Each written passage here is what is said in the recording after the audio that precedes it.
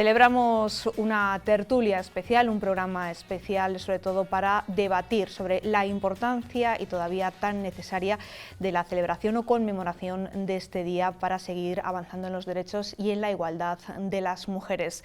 Así que hoy todas nuestras tertulianas, lo van a ver enseguida, son mujeres. Empezamos por Elena León, bienvenida, muy buenas tardes. Muy buenas tardes, gracias por invitarme hoy. Nos decía además Elena que la encanta, ¿no?, participar en un día como hoy, en la tertulia. Sí, además ya empieza a ser una habitual en los últimos años de esta tertulia en el día de hoy.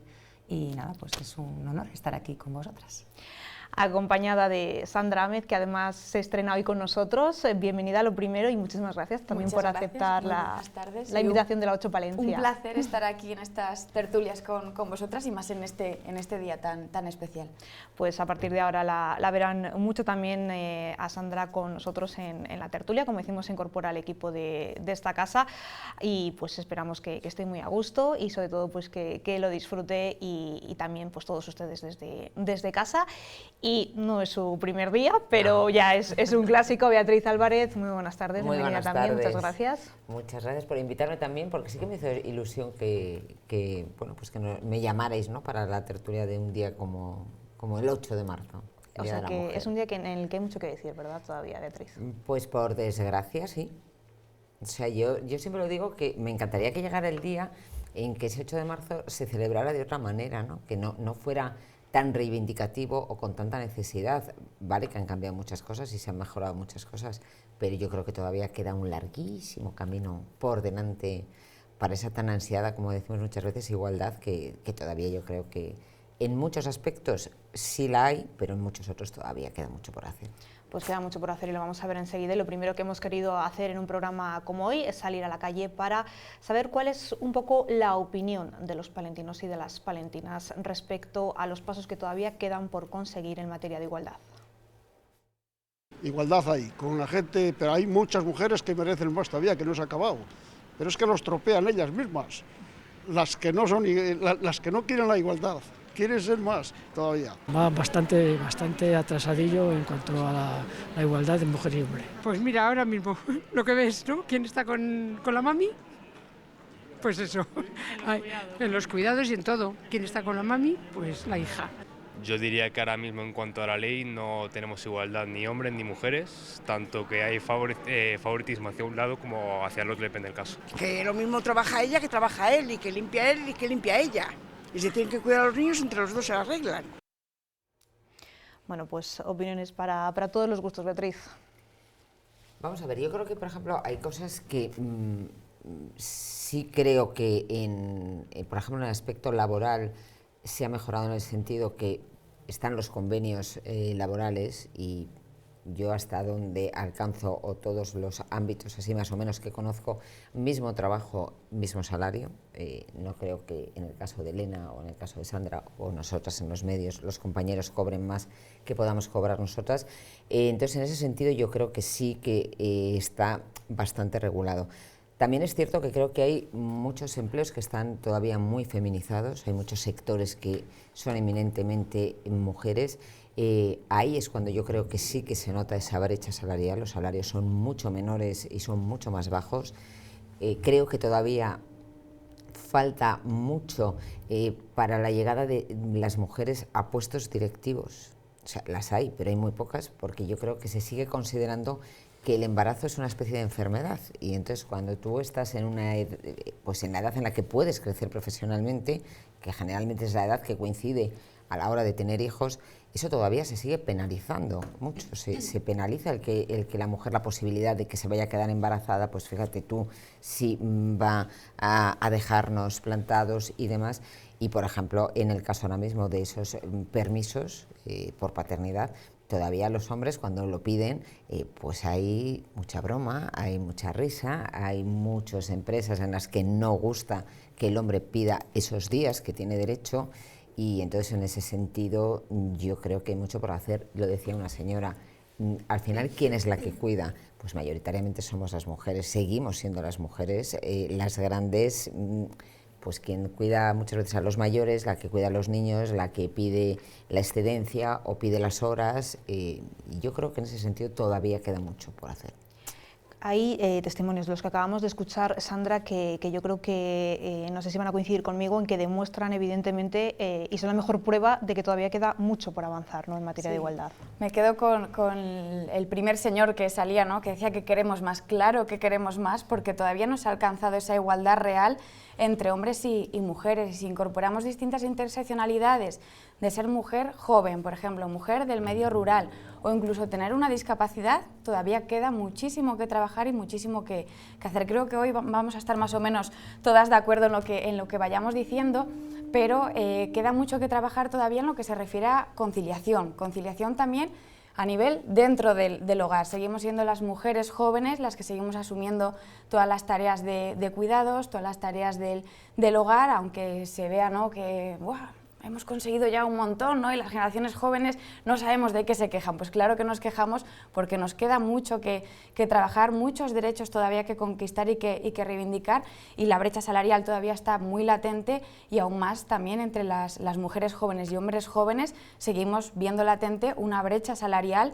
porque seguimos asumiendo todas esas tareas. En cuanto decías, ¿no?, que al final ser madre es casi ponerte una etiqueta directamente en la cabeza de alguna manera, y ya es una barrera aún más. Luego es como, jolín, la natalidad en Castilla y León está por los suelos, ¿no? Pues al final tenemos que ver todas las políticas que se tendrían que implementar, aunar más esfuerzos para que consigamos de alguna vez esa igualdad de oportunidades efectiva y real, y que podamos salir ese 8 de marzo a celebrar, que sea celebrar y no reivindicar, y decir, hemos conseguido realmente la igualdad. Creo que no lo voy a ver, aunque sea joven, creo que quedan muchos años todavía, pero bueno, tengo la pequeñita esperanza de ver más avances.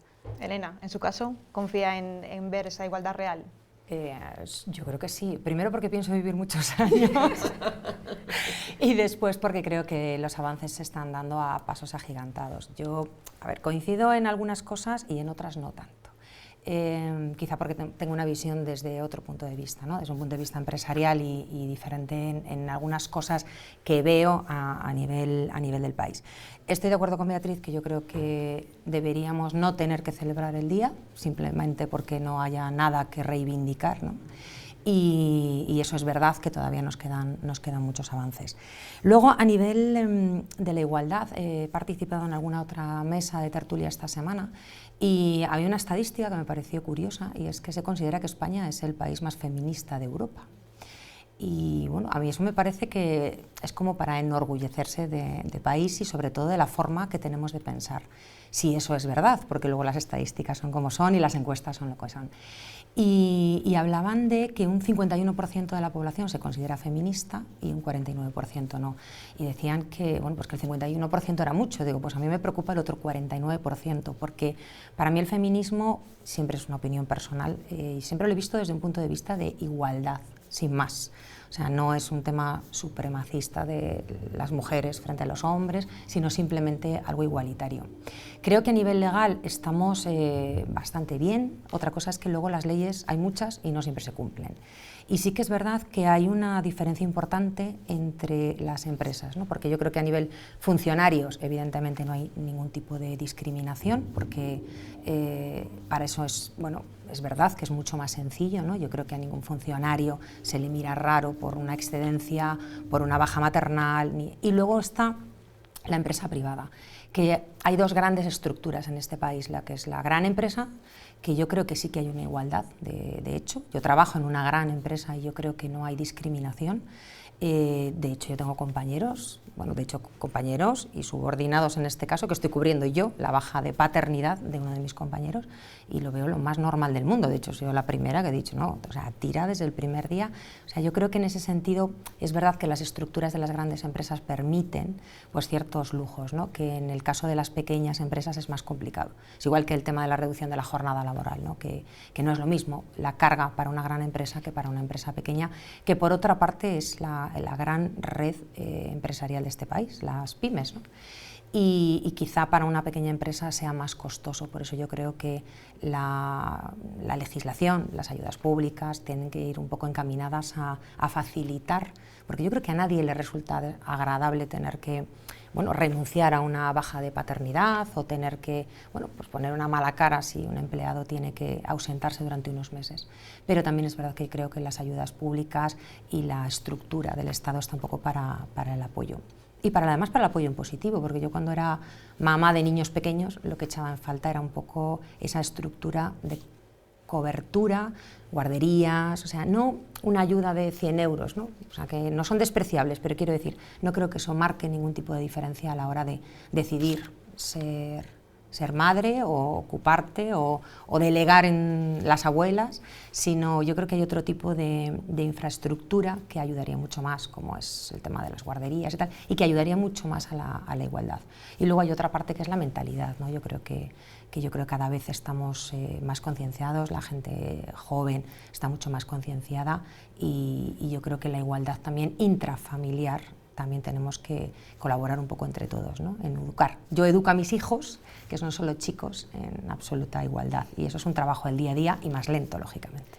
Vamos a escuchar luego a los jóvenes también, nos vamos a centrar también en ellos, en esos adolescentes, en esos jóvenes, en esas actitudes machistas que siguen sin erradicarse de las nuevas generaciones, les vamos a escuchar enseguida, pero vamos a ver primero un ejemplo de cómo hemos evolucionado, afortunadamente, en los últimos años, porque si les hablo de la licencia marital, igual no les suena con ese nombre, pero si les digo que hace 50 años una mujer tenía que tener el permiso o bien del padre o bien del marido para hacer absolutamente cualquier cosa, seguro que sí lo han escuchado, seguro que en boca de sus abuelas, de sus madres, les han contado que no podían dar un solo paso sin el permiso de un hombre, y eso se eliminó hace justo 50 años.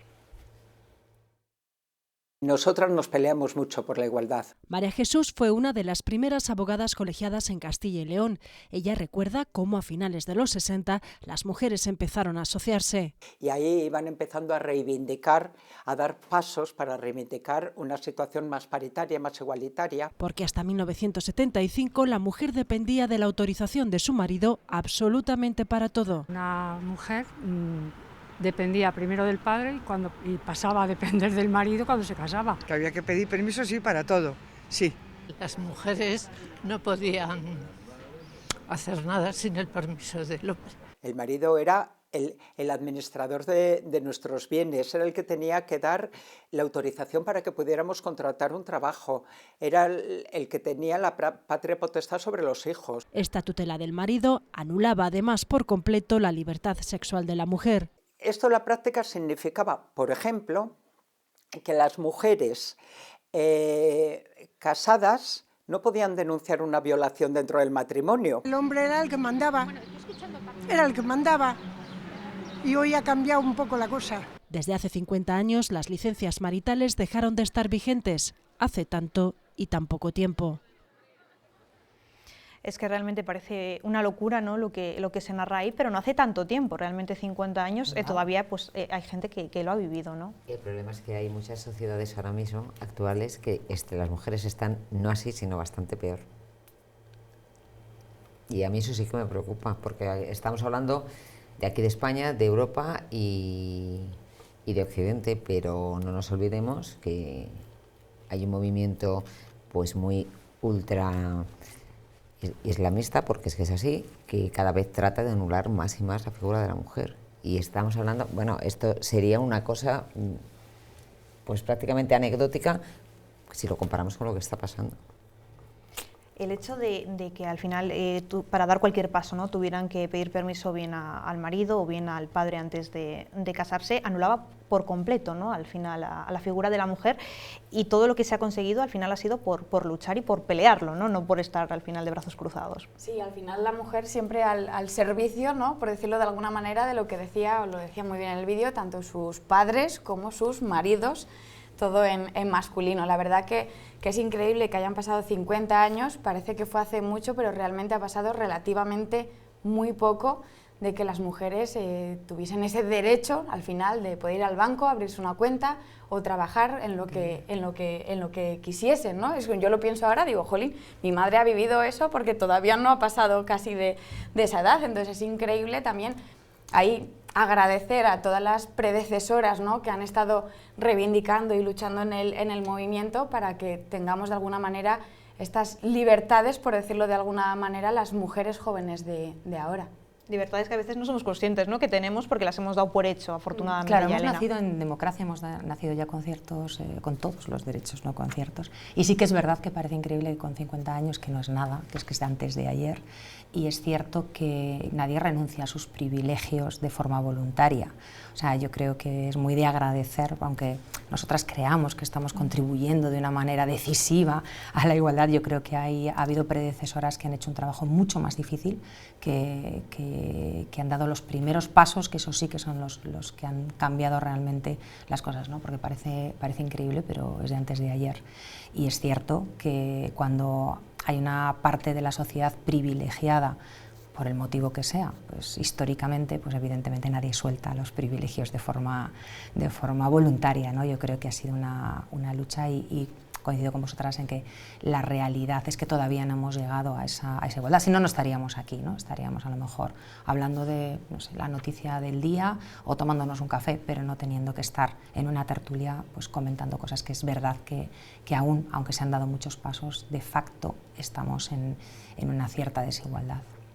Eso también afectaba, por ejemplo, a la hora de denunciar cualquier caso de violencia de género. Era impensable, si también se descartaba, ¿no?, una violación dentro del matrimonio, pues más aún el hecho de los malos tratos, de marcharse de casa si el marido la agredía, porque tampoco la sociedad las apoyaba en ese momento, ¿no? Es que yo creo que se vivía de otra manera. Mira, yo voy a poner un ejemplo. Nosotros somos 4 hermanos, yo soy la única chica y la pequeña. Y mi madre, desde que éramos pequeños, nos obligaba a todos a hacer la cama antes de salir para el cole, había que hacer la cama. Todos mis hermanos en esa época ya, todos cocinan, todos saben planchar, todos saben coser, todos saben... Y mi abuela se la llevaban los demonios, porque mi abuela le decía a su madre, le decía, pero no te da vergüenza con 2 mujeres en casa y que tengan que estar los niños, pero ¿cómo van a planchar? Y decía mi madre, porque no son ni mancos ni tontos y el día de mañana no se sabe en esta vida lo que puede pasar. Y no es que fuera mi madre una persona que digas, eso era normal, o sea, pero claro, si yo ahora lo pienso y digo, era normal para ahora, para aquel entonces probablemente no. Entonces muchas veces el problema, fíjate, ya no es tanto en la sociedad, sino en las propias familias, en las propias casas. Tú imagina llegar en aquella época y decir, y plantarte en tu casa y decir, me voy a separar de mi marido. Es que te cogían y tú te aguantas, hija, que es lo que tienes que hacer, tú callada, te aguantas y para casa y te vuelves con tu marido y con tus hijos. Y es que eso era así, ¿eh? O sea, que ya no es solo la sociedad, sino tu propia familia.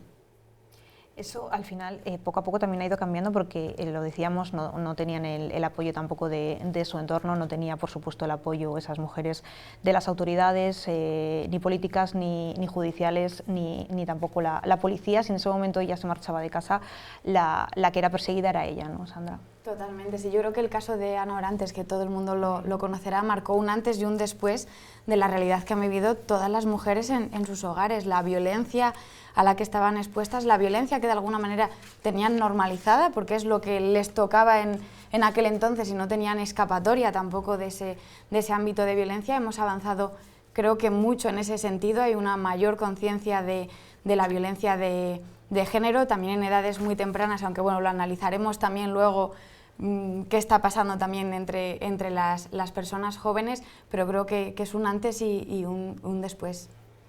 Elena. Yo es que me he traído, ya sabéis que soy doña números, entonces me he traído los datos del sistema Biogen del año pasado, cerrados, ¿no? Y hablábamos un poco de la violencia de género en la gente joven, ¿no? Y a mí lo que me ha llamado muchísimo la atención, que me he sacado aquí los datos, las estadísticas y tal, es que hay se puede sacar, por el ministerio entras y hay un dato que es por grupos de edad, ¿no? Entonces para menores de 18 años hay 2.300 casos, yo no sé si son muchos o pocos, ¿no? Pero hablo en neto, pero hay un margen de edad entre 18 y 30 años que me parece disparatado, ¿no? Que son 95.000, cuando entre 41 y 65 son 29.000, o sea, es como 3 veces más. Entre los 46 y los 64 años, 28.000, o sea, más o menos estamos como en los 30.000 casos en los márgenes de edad, y sin embargo, entre los 18 y los 30 años, estamos hablando de casos de violencia de género de 95.000, o sea, es que es el doble, ¿no? Y yo creo que parece mentira, ¿no? Porque cuando hablamos de violencia de género hablamos de un tema en lo que creemos, yo por lo menos siempre digo, en esta mesa y en todas, que creo que la educación es lo que cura todos los males, o casi todos, ¿no?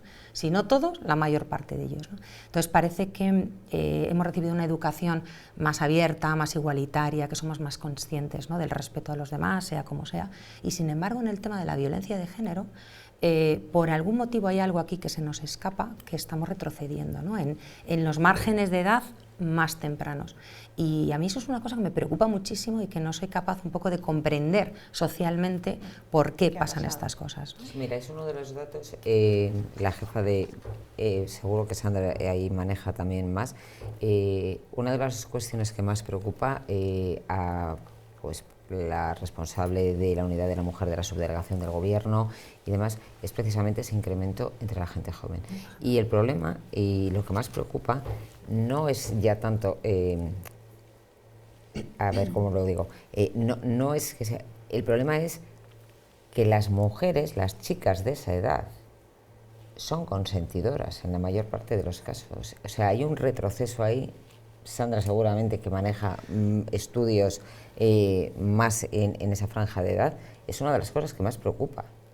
Sí, la realidad es que hemos hecho desde el Consejo de la Juventud hemos hecho un estudio, se llama Observatorio de Igualdad, para conocer un poco la percepción de las personas jóvenes en materia de igualdad de oportunidades, violencia de género, etcétera. Partiendo de la base de que más del 80% considera que no hemos alcanzado la igualdad por el tema anterior, preguntábamos también si eran víctimas de violencia de género. En esa pregunta contestó un 27% identificándose como víctima, pero luego cuando preguntábamos tipos de violencia u otro tipo de violencias, ahí aumentaba. O sea que nos encontramos también con una parte de personas jóvenes que no saben identificar si son víctimas o no son víctimas.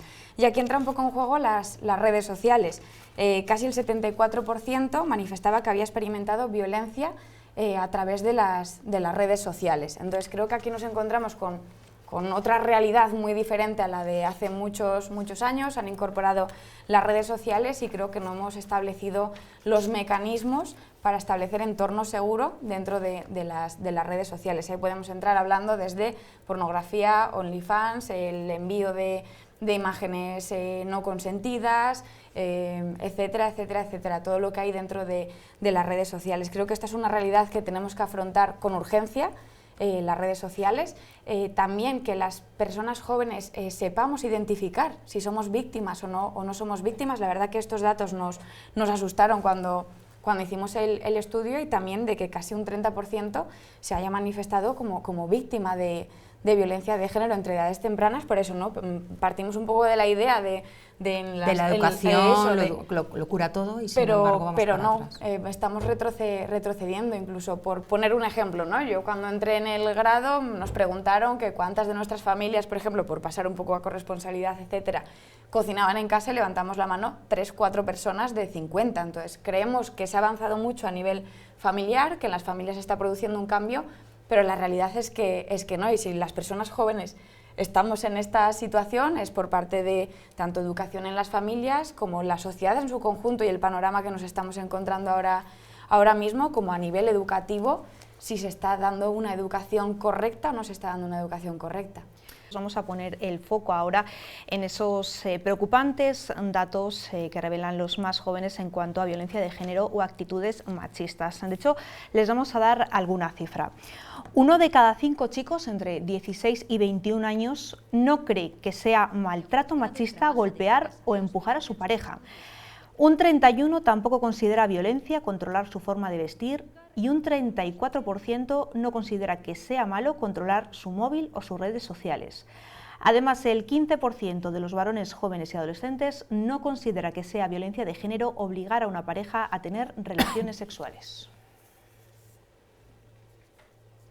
Son datos que se han publicado recientemente y que, desde luego, asustan y demuestran pues una involución, ¿no?, lejos de lo que se pretendía conseguir. Sandra. Sí, es lo que estábamos hablando antes de la pausa. Hay una involución en lo que respecta a lo que nos encontramos con las personas jóvenes. Los datos son arrolladores, y creo que gran influencia de todo ello, como decía, en gran parte las redes sociales, lo que vemos, en mensajes que que se lanzan sin ningún tipo de filtro, determinados TikToker que podemos seguir a través de las redes sociales, y creo que tiene una gran influencia en todo ello la pornografía también.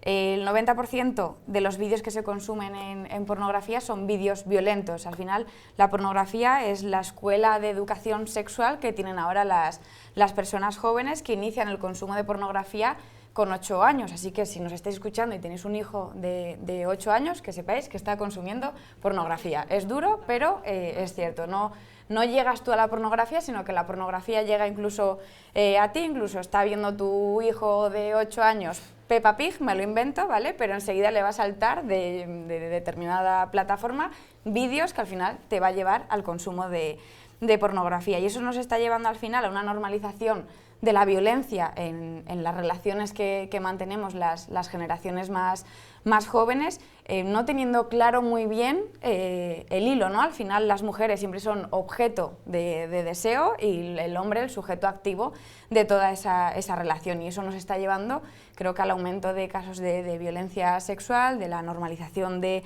la violencia, al final expectativas irreales sobre qué es una relación sexual, lo que se espera de una pareja, ¿no? No tenemos puesto sobre la mesa, sí, el consentimiento se ha puesto sobre la mesa, pero creo que falta mucho sobre el deseo ligado a ese consentimiento, ¿no? Que al final puede haber un consentimiento irreal de alguna manera, pero sin haber deseo.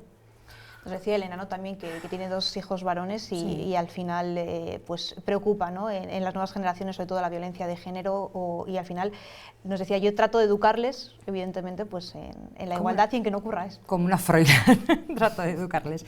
Bueno, yo creo que estamos hablando de algo particular, ¿no?, que es hoy el tema de la mujer y la violencia contra las mujeres, pero yo creo que las redes sociales no cambian mucho en todos los aspectos sociales, ¿no? Pues yo creo que la impunidad que se genera en las redes sociales, sobre todo por el anonimato, ¿no?, que permiten a la hora de interactuar, vamos a llamarlo socialmente, ¿no?, porque puede ser la red social X, Twitter de toda la vida, que eso siempre ha sido un basurero, no de opinión, sino de volcar violencia, de volcar insultos, de volcar, o sea, un tipo de relación social muy extremista, muy polarizada, y que no cambia, desde luego, en el tema de la sexualidad o en el tema de las mujeres. Entonces yo creo que las redes sociales han llegado para quedarse, evidentemente, pero también yo creo que nos han arrollado un poco socialmente a todos, ¿no? Nos vienen un poco grandes en algunos aspectos porque todavía no hemos madurado lo suficiente como para hacer un control, yo no creo que legislativo, ¿no?, porque yo creo que la legislación siempre va a ir un poco por detrás, pero sí socialmente las redes sociales tienen que evolucionar hacia lo que es la sociedad normal. Yo no veo que la gente se trate a nivel personal como veo el basurero muchas veces que ocurre en las redes sociales, ¿no? Hablamos de pornografía, hablamos de insultos, hablamos de la polarización política, hablamos de muchas cosas que yo creo que esa impunidad que genera el anonimato de las redes sociales no ayuda a nada, ¿no? Y el tema educacional, pues a los padres ahora que tenemos niños en edades pequeñas nos viene a veces un poco grande, ¿no? Y por mucho control parental que quieras poner y por mucho no, porque yo hablo de mi caso, ¿no? Yo, al final cada uno en su casa, pero en mi casa, bueno, Beatriz conoce a mis hijos y sabe que soy una madre malísima, que era la única que no permitía que tuvieran un teléfono, y el teléfono que han tenido, lo han tenido, bueno, es que a mis amigos se lo regalan en la comunión, digo, pues a ti no. Es que mis amigos, digo, pues tú no, es que mis amigos tienen un iPhone, no sé qué, pues tú tienes una patata, es que se me acaba la batería, yo mejor, porque total para lo que lo necesitas, pero claro, eso es una lucha y no es fácil, o sea, porque vas un poco contracorriente de lo que es, bueno, pues las generaciones más jóvenes. Yo veo a niños en la puerta del colegio de mis hijos que tienen, vamos, un teléfono de 3 generaciones mejor que el mío, y dices, madre mía, y yo creo que hay veces que no somos conscientes de que no les hacemos ningún favor a los niños, dándoles esas herramientas, como tú decías, ¿no?, que al final es un escaparate al mundo. O sea, mis hijos han viajado, ¿no?, desde pequeños, o han estudiado incluso fuera cuando eran, bueno, pues bastante pequeños, con 12, 13 años, en un colegio fuera de España. Digo, jo, pobrecito, pequeño, tal, no sé qué, y le dejas, digo, claro, está en un colegio interno con profesores, con tal. Digo, pero tú le dejas un móvil con conexión al mundo sin control. A mí me parece más peligroso. O sea, me parece más peligroso dejarle a un niño, como estás comentando tú, ¿no?, un teléfono de última generación abierto al mundo en general, y luego les dejamos un Palencia, ¿no? Que nos conocemos todos. No, que no vaya en autobús hasta la balastera, no sea que le pase algo, vamos a llevarle de la manita. O sea, hay veces que no somos conscientes de los peligros que tiene el mundo, que te puede dar para lo bueno y para lo malo, una conexión sin control, ¿no? Y esa violencia y esa pornografía está ahí. Y además los malos buscan a los niños, o sea, no hace falta que los niños, como tú dices, se metan a bichear en ningún sitio, o sea, es al contrario, ¿no? O sea, los malos son los que los buscan y hay que ser muy conscientes de esos peligros, y si tenemos que quedar un poquito mal, pues quedamos y ya está. No sé si en su caso, además que tiene pues hijos jóvenes en esas edades más complicadas, no él, pero no ellos, sino su entorno, no sé si ha notado, porque además decía antes, me preocupan los datos de violencia de género en nuevas generaciones, en los jóvenes, en los adolescentes. No sé si ha habido algo que le ha llamado la atención cuando ha visto a los amigos o a la gente de clase, del colegio, del instituto, y ver un poquito ese retroceso o esas agresiones. Sí, hay casos. Nosotros afortunadamente no hemos tenido que vivirlos en casa, pero por ejemplo mis hijos se han visto, bueno, pues como testigos en algunos casos de bullying, por ejemplo, dentro del entorno del colegio, que aprovechan las redes sociales, los WhatsApps, los grupos, pues para, bueno, pues todos hemos ido al cole y todos hemos tenido pues algún compañero en el que, bueno, pues alguien se ha cebado en un momento determinado, pero eso que era algo que se daba en un entorno solamente en el colegio, el problema es que ahora sales del colegio y eso continúa, o sea, no continúa fuera del ámbito educativo, fuera de la vigilancia de los profesores, fuera de la vigilancia de los padres, y eso continúa de forma eterna, ¿no? Porque al final los móviles y el bullying existe, y la violencia contra las niñas, por ejemplo, existe, y eso no está fuera un poco del control físico, ¿no? Y no termina nunca. Y sí que es verdad que es educativo. Así que para otras cosas, yo creo que las generaciones más jóvenes tienen una educación mucho más abierta, y a mí o sea, de verdad, yo nunca les critico, porque a mí los niños me parecen maravillosos, y me parece además que tienen, pues yo qué sé, por ejemplo, la identidad de género. O sea, tienen un concepto muchísimo más amplio y más respetuoso, ¿no? Pues con niños que se sienten niñas, que, o sea, esa identidad de género que para nosotros nos ha costado, ¿no? Como generación, los pequeños lo ven tan normal y ya está. Pero sin embargo, el tema de la violencia no. Yo creo que han normalizado mucho más cosas que no son normales, ¿no? Hablaremos después de la educación sexual, como, bueno, pues es que eso no es la realidad. Pero hablamos un poco de la distorsión, ¿no? Que decías tú, Sandra, de la distorsión de la sexualidad, pero es que las redes sociales, internet, es la distorsión. Yo te estaba escuchando y yo decía, pero es que la distorsión de la realidad es en todo. Porque acabamos de ver los Oscar, ¿no? La semana pasada, y hablaban de las actrices con cuerpo chupachus. Pues es que es una distorsión de la realidad. Nadie tiene una cabeza así y un cuerpo así, salvo que tomes Ozempic y estés como una astilla. Entonces, eso no es real. O sea, tú no puedes pretender que una mujer con 60 años esté como Demi Moore y seamos todas... Pues es que es imposible. Entonces, yo creo que Internet, las redes sociales, Instagram, las fotos, los filtros, distorsiona la realidad en todo. Y en la sexualidad y en la violencia también, claro. Vamos a escuchar lo que tienen que decir los jóvenes antes de continuar. Para mí el feminismo es un movimiento político que actualmente lo que significa ahora no me representa. Pues yo sinceramente creo que estamos cada vez avanzando más. Sí que el feminismo debería buscar la igualdad, y hay en casos en los que busca la superioridad de la mujer. Creo que es ahí donde está el problema, o sea, en que todavía existan jóvenes que piensan eso, que las mujeres y los hombres no tienen que tener un plano de igualdad. Bea, ¿tienen claro los jóvenes lo que es el feminismo? Pues creo que no. O sea, porque un movimiento político. Nos ha chirriado a todas en la mesa, según lo hemos oído, movimiento político. No, el feminismo no es ningún movimiento político. Lo hablábamos antes, porque lo hemos estado hablando. Vamos a ver, es que lo que hablamos es de igualdad. De igualdad. O sea, nadie habla... no sé quién decía, la supremacía, me estaba sonando a la supremacía de la raza aria, sí, no sé, o sea, me estaba sonando, me han chirriado muchas de las opiniones que se han dado. No es un movimiento político, es un movimiento social, y es un movimiento en el que además, fíjate, yo creo que hay un enfoque, me llama la atención que casi estaban más acertados los chicos que las chicas que han hablado. Es decir, porque el feminismo... por lo menos yo lo veo así, no es solo un movimiento, o sea, no es un movimiento de las mujeres, es que o entran los hombres en ese movimiento o entonces no tenemos nada que hacer. Entonces, creo que es el primer concepto equivocado. Bueno, ya de lo de la idea política o movimiento político ya no quiero ni hablar. Y a veces, y esto que voy a decir es muy duro, las mujeres somos nuestras peores enemigas.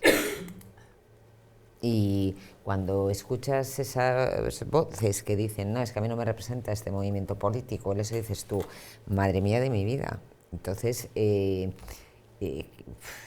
nos hacemos muchas veces mucho daño y somos nosotras nuestras peores enemigas. Es decir, en lugar de decir, vamos todos hacia adelante, vamos todos a intentar luchar, vamos a intentar todos, no, voy a poner la zancadilla, voy a... porque ella es más rubia, porque ella es más alta, porque... Y es que eso es tremendo. Sandra, en su caso a lo mejor que tratan a diario, ¿no? Con jóvenes, sí, con colectivos, no sé si están acostumbrados realmente un poco a escuchar este tipo de ideas. Lo que estamos viendo, bueno, y un poco análisis y contexto, a partir del 2018, vamos a decir, han salido muchísimos discursos antifeministas que no han hecho un flaco favor al feminismo. En el informe que os comentaba antes que hicimos una pregunta un poco trampa, ¿vale? Preguntamos por la igualdad de oportunidades y el 80,4% estaba muy a favor de la igualdad de oportunidades. Y la siguiente pregunta era si estabas a favor del feminismo, que viene a ser lo mismo.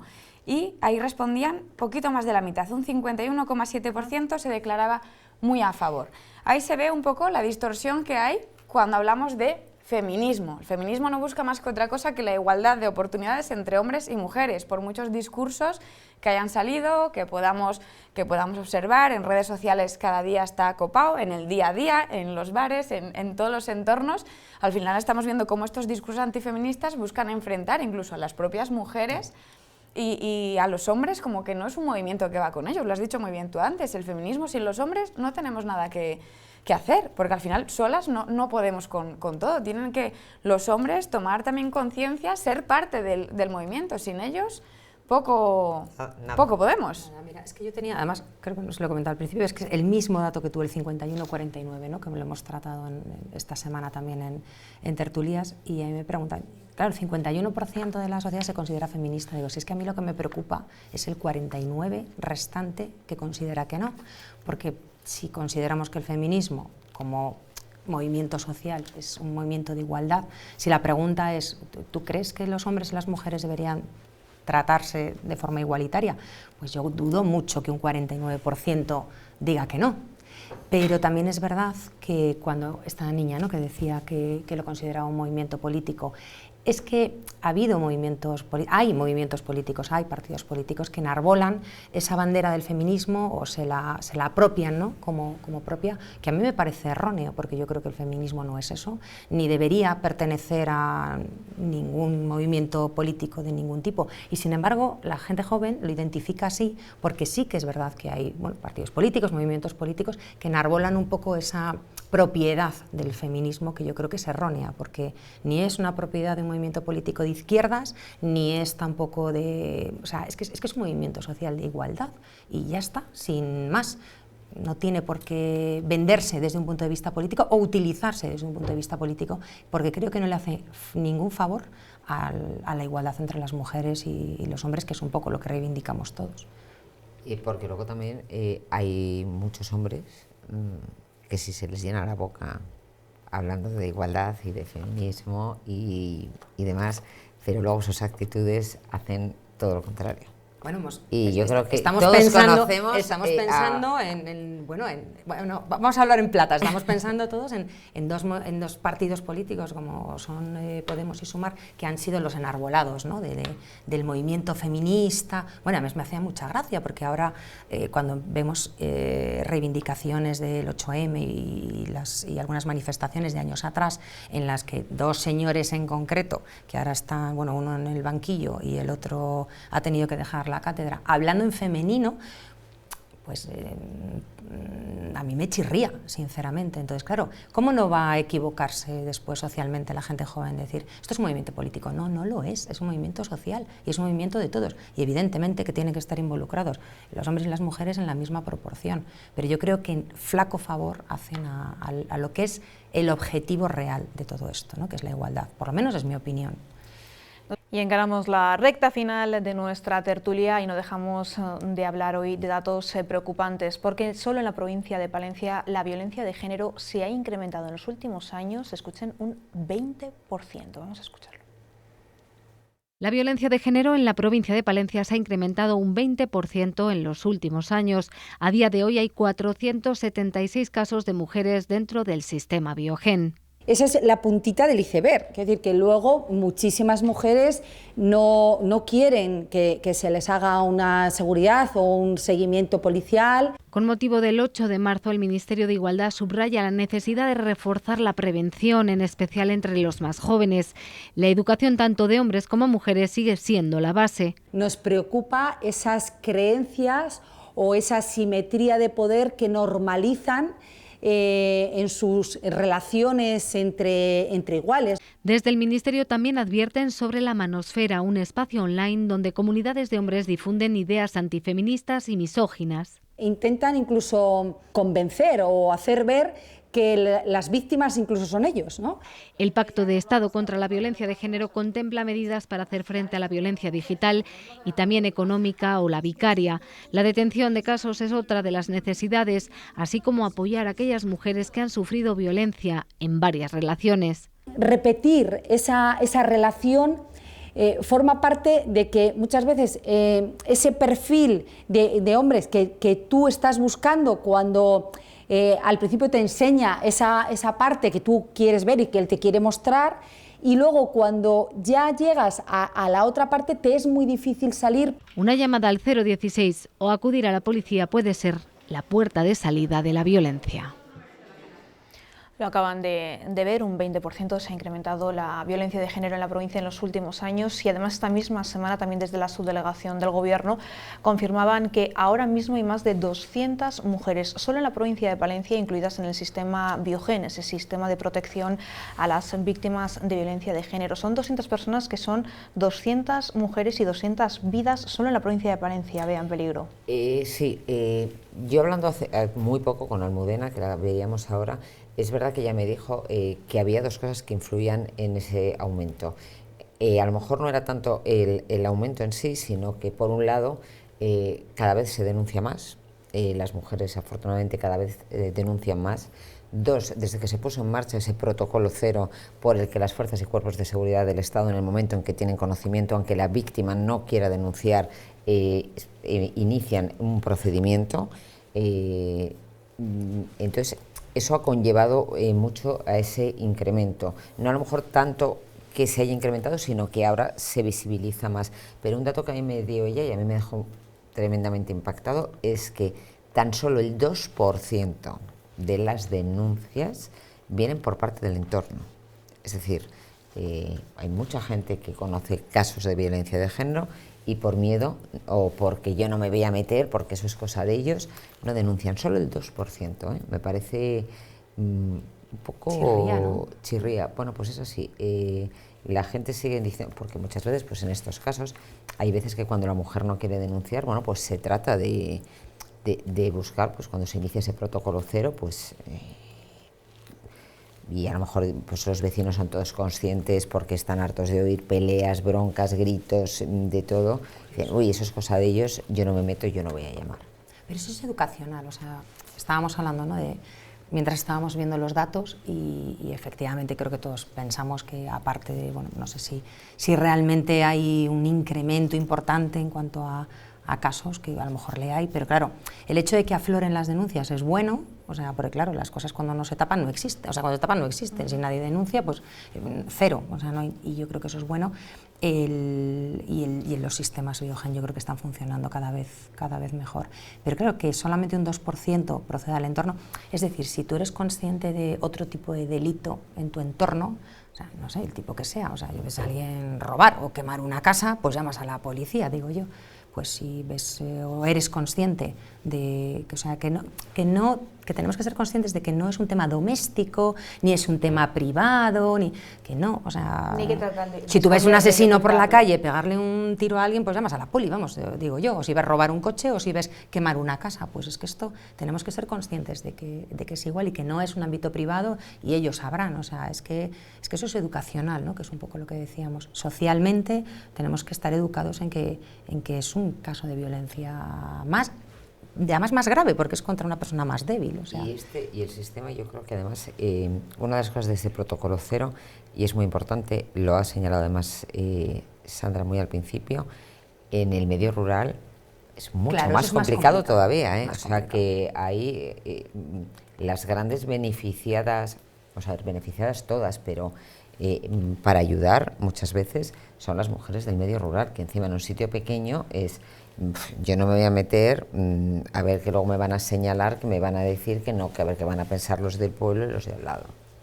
Sí, que con los datos creo que estamos viendo, como siempre se dice, ¿no?, la punta del iceberg con todo lo que hay. Hay que tener también en cuenta que muchas mujeres no denuncian por miedo a no ser creídas, y con lo que hemos visto últimamente de juicios que han tenido lugar, creo que necesitamos una buena reforma del sistema fiscal para que las mujeres no sufran esa doble revictimización, ese doble mal trago, por decirlo de alguna manera, cuando denuncian un caso de violencia de género o de agresiones sexuales. Creo que hace falta un gran cambio y que dejemos, lo has dicho muy bien, de verlo como algo del ámbito privado, ¿no?, que trasciende al ámbito público, y que seamos conscientes de ello, dejemos de taparnos los ojos y reaccionemos ante cualquier caso de violencia de género. Preocupante también, lo decía Almudena, ¿no?, de la subdelegación, el hecho de que muchas mujeres también repiten patrones. Eso lo hemos escuchado muchas veces, ¿no? A veces una mujer que tenemos que contar lamentablemente que ha fallecido ha sido asesinada a manos de su pareja, y decía, pues ya tuvo otra pareja, también había presentado denuncia. O sea, esa repetición no sé cómo se podría intentar parar, también no sé si desde la educación o el haber puesto mucho antes pues esos límites. Mira, yo no le pondría el peso en la mujer, que siempre se pone el peso en la mujer, ¿no?, como ella repite relación. Vamos a cambiar un poco el discurso y vamos a centrar el foco en ellos. Al final son ellos los que están ejerciendo esa violencia hacia las mujeres, son ellos los que están maltratando sistemáticamente a mujeres. Vamos a cambiar un poco también el enfoque, ¿no?, de juzgar de alguna manera siempre a la víctima, ¿no?, de repite relación. No, vamos a juzgarles a ellos. ¿Por qué estás maltratando sistemáticamente a mujeres? Creo que hay que cambiar un poco también el relato. Siempre se nos ha puesto como el peso, la carga de nos tenemos que proteger nosotras, nos tenemos que cuidar, no vengas a casa sola, porque es un problema que tú vengas a casa sola, ¿no? El problema es que te encuentres un energúmeno que eso es, que cuando por la calle, el problema claro. realmente es la contra, de por qué ellos agreden cuando una mujer va caminando sola, porque ellos repiten patrones. Ellos también repiten patrones, porque también solemos estar acostumbrados a contar que Buscan esas la víctima. agresiones se habían repetido con anteriores parejas. Es lo que decíamos, ¿no?, con el tema de internet y tal. Al final los malos son los que buscan a la víctima. Yo creo que estoy de acuerdo contigo en que el enfoque es el diferente, ¿no?, que es, o sea, la culpa es del maltratador, no de la víctima. Pues precisamente para que ese cambio se consiga, para conseguir dar la vuelta a la tortilla, pues mañana, un año más, las calles de Palencia se volverán a teñir de morado, imágenes que hemos visto en los últimos años y que mañana se van a volver a repetir con esas manifestaciones. Ahí estamos viendo las de años anteriores. Mañana, al ser sábado, sí que se adelantan los actos a por la mañana, así que la gente que quiera participar, a las 12 del mediodía se va a leer un manifiesto en la Plaza Pío XII, y a la 1 partirá desde allí, desde Pío XII, esa manifestación que estamos acostumbrados, la verdad, que aquí en Palencia sea multitudinaria en los últimos años. A la 1 sale de Pío XII para continuar hacia la Plaza Mayor, pues para que se escuche la voz de todas esas mujeres y se consiga de verdad esa igualdad real, que es lo que hemos intentado también poner sobre la mesa en esta tertulia, que queda todavía mucho camino por recorrer, muchas realidades que todavía ponen los pelos de punta, y para eso pues se celebra mañana o se conmemora el Día Internacional de la Mujer. Muchísimas gracias a las tres por haber estado con nosotros, por haber pues analizado un poco la situación, ¿no?, todavía de las mujeres, y de que todavía quedan muchos pasos y muchas cosas por conseguir. Muchísimas gracias a las tres, y volvemos a poner el foco en la educación, y gracias por venir. Gracias a ti por Gracias a invitarnos. Y a ustedes muchísimas gracias también por haber estado con nosotros. Les invitamos, como decimos, a participar mañana en esa manifestación que parte de la Plaza de Pío XII hasta la Plaza Mayor a la 1 de la tarde. Y nos vemos el próximo viernes. Disfruten del fin de semana y cuídense.